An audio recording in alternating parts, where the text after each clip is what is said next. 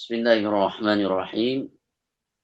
Para jamaah Majelis Taklim Al-Nusufiyah yang saya hormati dan Allah muliakan. Mari kita lanjutkan kajian kitab Al-Bunyah yang pada kajian kali ini berkenaan dengan amalan hijrah yang dimana pada dekade ini memang semangat hijrah itu muncul di kalangan umat. Semoga semangat hijrah ini betul-betul seperti halnya yang diarahkan oleh Kanjeng Nabi Muhammad SAW, yang hijrah ini secara hukumnya kalau dalam fikih atau ketentuan sebagaimana Rasulullah SAW menyampaikan, la hijrata ba'da fathil Mekah. Bahwasanya tidak ada namanya hijrah setelah Fathul Mekah. Setelah Mekah bisa dikuasai oleh Rasulullah SAW, di situ bahasanya Fathu, itu terbuka. Setelah terbukanya Mekah untuk apa? Terbuka untuk pelaksanaan ibadah. Ibadah haji dan umroh dan tawaf dan sebagainya, yang pelaksanaan tawaf dan ibadahnya kepada Allah Subhanahu wa Ta'ala.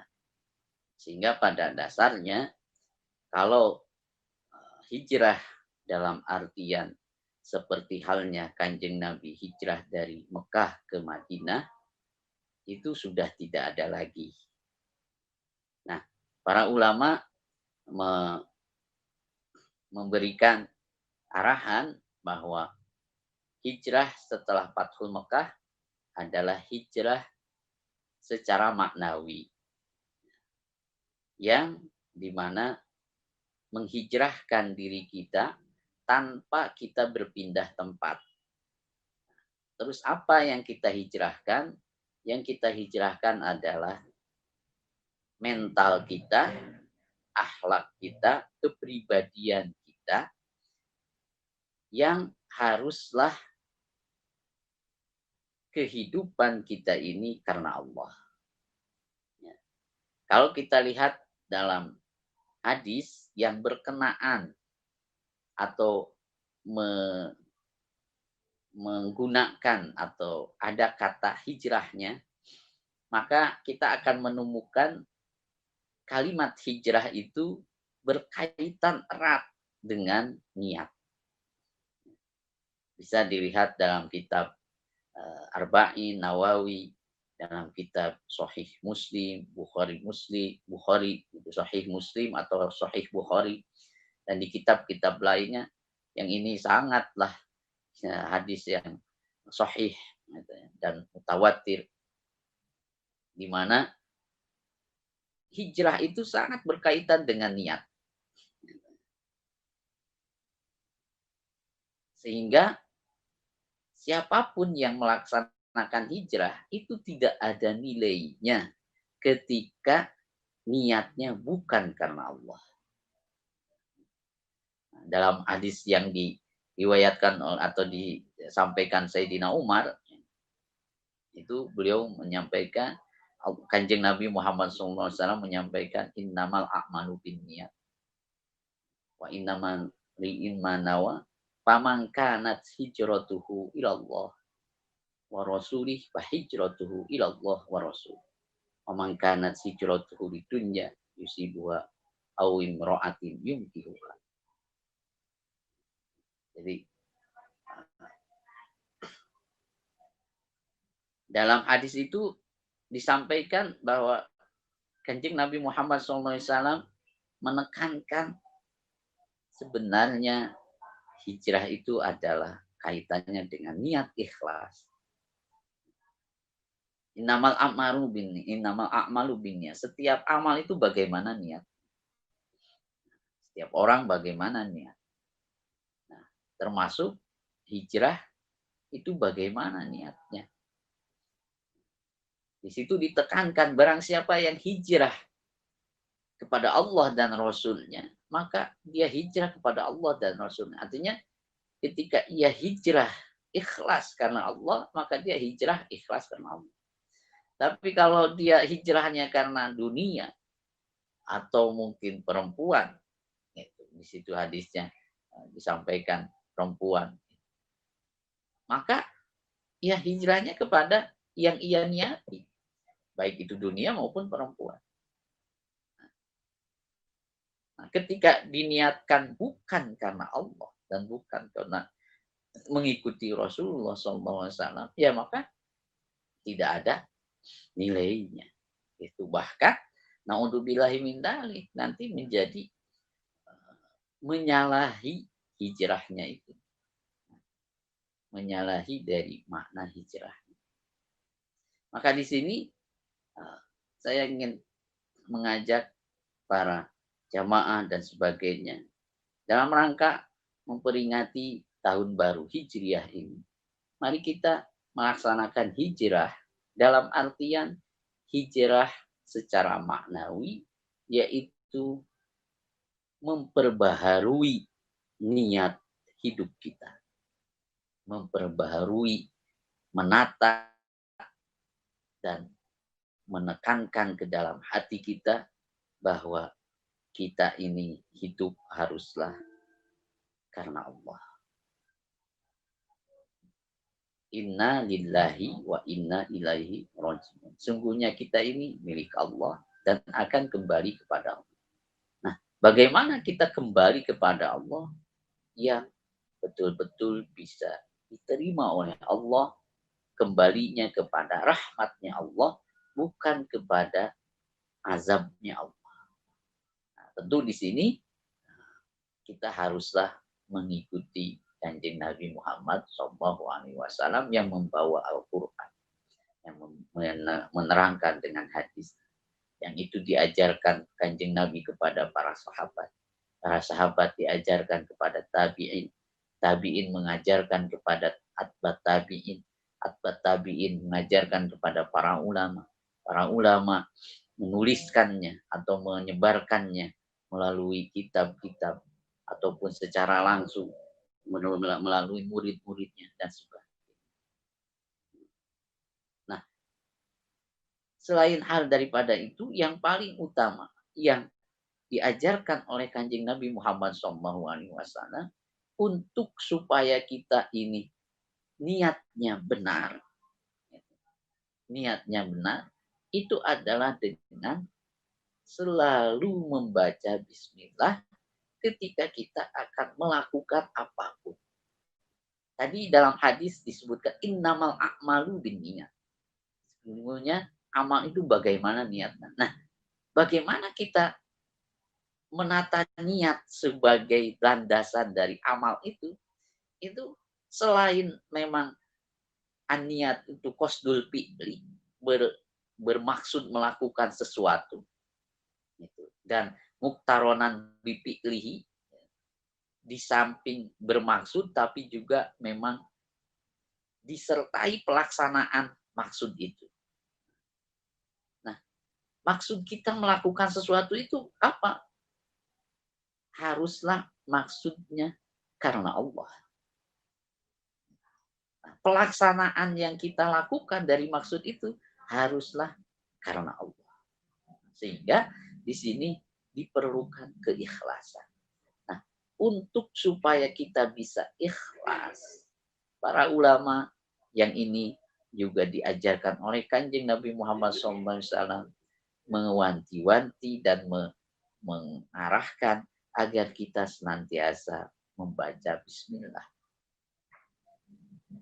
Dan bismillah ini, kalau kita lihat di dalam kitab Al-Ghunyah ini, dalam keutamaan bismillah, di sini dari Ikrimah, an Ikrimah rahimahullahu annahu qala awwalu ma khuliqallahu lahu wal qalam amarallahu al qalam tajara ala lawhi bima kuwa kainun ila yaumil qiyamah fa awwalu ma kutiba ala lawhi bismillahirrahmanirrahim. Nah ini yang disampaikan oleh Ikrimah dari Kanjeng Nabi Muhammad SAW bahwasanya perkara yang pertama itu jadi dulu yang diciptakan Allah itu tentu yang pertama itu ada nur cahayanya Kanjeng Nabi Muhammad, terus dari cahaya itu diciptakanlah Lauhul Mahfud, tempat dituliskannya segala sesuatu yang akan terjadi yang Allah ciptakan, atau bahasa kitanya mungkin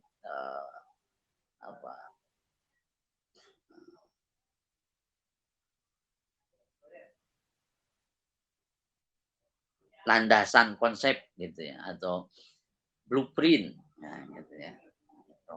Nah itu di dalam lauh itu ketika Allah ciptakan lauh dan kolam, pertama kali yang dituliskan dalam lauh itu adalah Bismillah. Untuk mengawali seluruh kehidupan itu, baik kehidupan yang ghaibah atau dhahirah, jasmani dan sebagainya. Dari awal sampai akhir. Allah mulakan dengan Bismillah. Nah, para ulama memberikan keyakinan bahwa sebagaimana hadis Rasulullah yang lain bahwasanya Allah menciptakan langit dan bumi, terus apalagi waktu itu, bulan gitu, yang ada 12 itu sebagaimana dalam Al-Qur'an disebutkan inna iddatas syuhuri indallahi isna asyara, ada 12 bulan yang Allah ciptakan. Itu ketika Allah ciptakan langit dan bumi. Jadi oleh Allah sudah ditetapkan 12 bulan itu, yang awalnya adalah Muharram. Nah, maka para ulama meyakini bahwa penulisan pertama kali Bismillah itu di Muharram atau di awal waktu. Nah, sekarang hijrah itu ditempatkan atau di peringatan hijrah, satu hijrah itu pada 1 Muharram. Ini awal tahun Islam itu 1 Muharram, dan itu sudah sesuai dengan sunnatullah. Walaupun yang menetapkan waktu itu Sayyidina Umar gitu, untuk pengkalenderan Islam, tapi secara hakikatnya itu sudah sesuai dengan ketentuan Allah Subhanahu wa taala. Nah, Bismillah ini menjadi awal atas segala sesuatu. Maka kita pun sebagaimana Kanjeng Nabi menyampaikan, haruslah mengawali segala apapun dengan Bismillah. Bismillah. Apalagi kalau kita ingin menghijrahkan diri kita pada Allah. Di mana hijrah kita ini dari hal yang tidak baik menuju kebaikan, atau dari yang sudah baik bertambah kualitas kebaikan. Nah, itu haruslah karena Allah, haruslah ikhlas karena Allah. Di antara sarana atau cara untuk ikhlas itu adalah memperbanyak Bismillah. Bismillahirrahmanirrahim. Bismillahirrahmanirrahim. Bismillahirrahmanirrahim. Kalau bisa, pembacaan Bismillahirrahmanirrahim ini betul-betul merasuk, menjiwai seluruh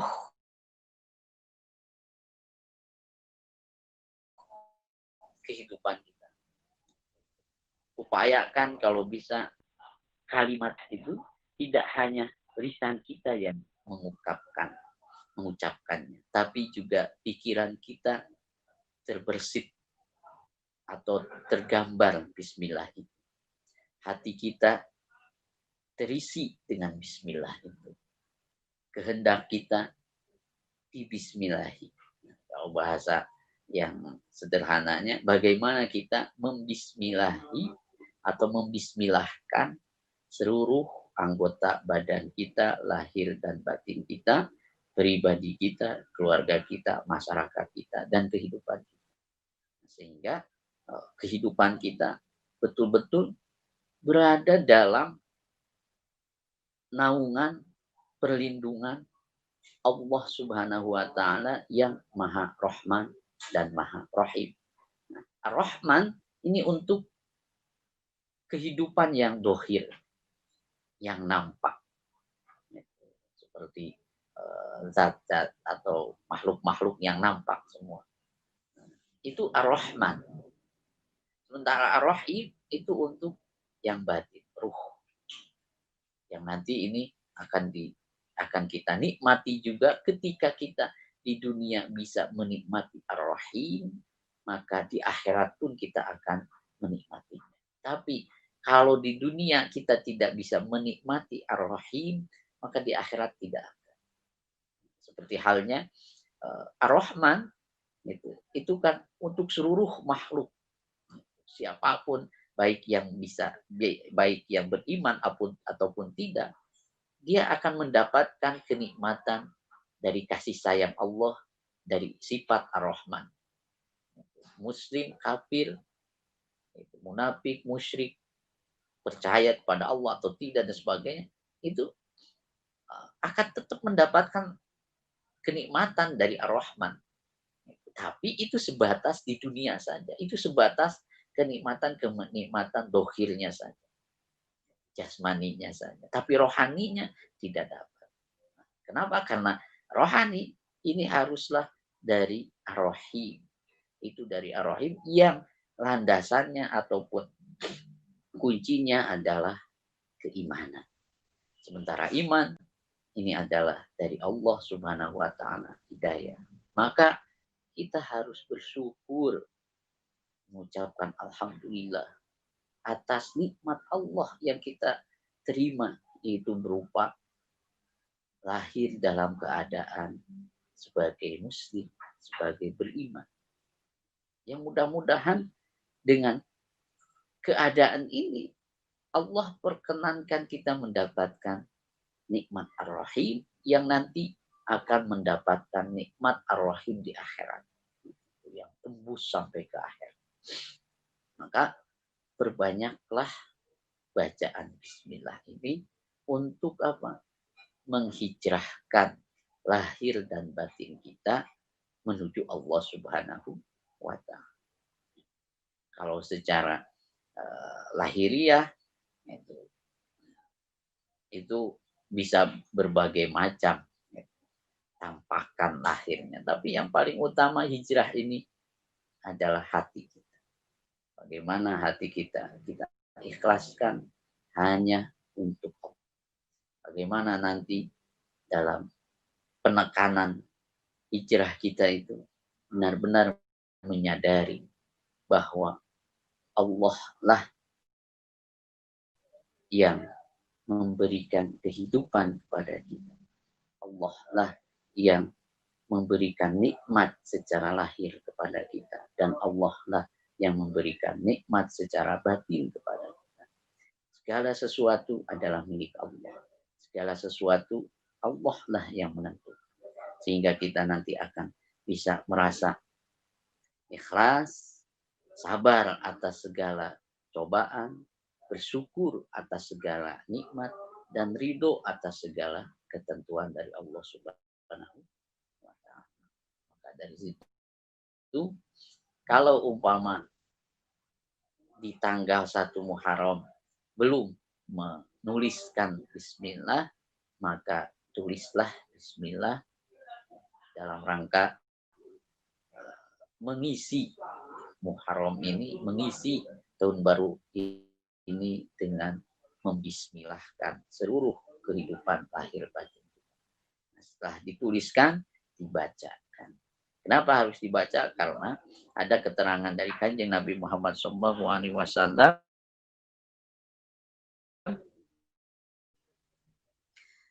Qala Rasulullah SAW, uktubuha haknya ini kepada bismillah. Sini hadisnya panjang, tapi saya bacakan salah satunya sedikit saja, bahwa bismillah ini pertama kali diturunkan kepada Nabi Adam, terus pada para nabi yang lain, sampai kepada kanjeng Nabi Muhammad SAW.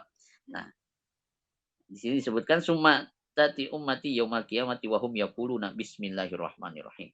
Nah, kata kanjeng Nabi, umatku nanti itu di akhir kiamat, itu di akhirat, mereka akan datang dengan sambil membaca bismillah. Nah, tentu kita sebagai umat kanjeng Nabi Muhammad SAW, kalau ingin nanti di akhirat membaca bismillah, maka di dunianya harus membaca bismillah. Nah, selanjutnya kata kanjeng Nabi, faida wadu'at a'maluhum fil mizan rojahat hasanatuh. Kalau umpama bismillah ini, amalan bismillah, baik baca pun nulis, itu disimpan di timbangan kebaikan, maka akan beratlah timbangan kebaikan. Sehingga kalau Rasulullah SAW, Rasulullah SAW menyampaikan, uktubuha fi kutubikum, faida katabtumuha fatakallamu biha. Tulislah bismillah ini di buku-buku kalian, di kertas-kertas kalian, di buku-buku kalian. Kalau bisa kita punya khusus buku yang menuliskan bismillah setiap tahun, atau mau tiap hari juga tidak masalah, itu lebih baik. Nah, setelah dituliskan, faida katabtumuha fatakallamu biha, fatakallamu biha. Apabila kalian sudah menuliskan, maka ucapkanlah bismillah. Jadi makanya disunahkan atau dianjurkan setelah menulis bismillah, bacalah bismillah. Nah, dalam membaca bismillah yang kita tuliskan itu ada torikohnya atau ada caranya, yaitu pertama, ketika kita menuliskan, menggoreskan pena sebagaimana goresan kolam di lauh mahfud yang pertama kali adalah bismillah, maka goreskanlah tinta itu di kitab kita, diiringi dengan goresan dalam pikiran kita, goresan dalam hati kita, goresan dalam jiwa kita, goresan dalam ruh kita, yaitu goresan bismillahirrahmanirrahim. Ketika kita bisa menggoreskannya secara lahir dan batin, maka nanti mengucapkannya pun akan bisa secara lahir dan batin. Tapi kalaupun kita belum bisa secara lahir batin, hanya bisa secara lahir saja, maka itu tidak apa-apa sebagai sarana atau upaya pembelajaran kita menuju kepada kesempurnaan, yang sempurna itu tentu adalah milik Allah.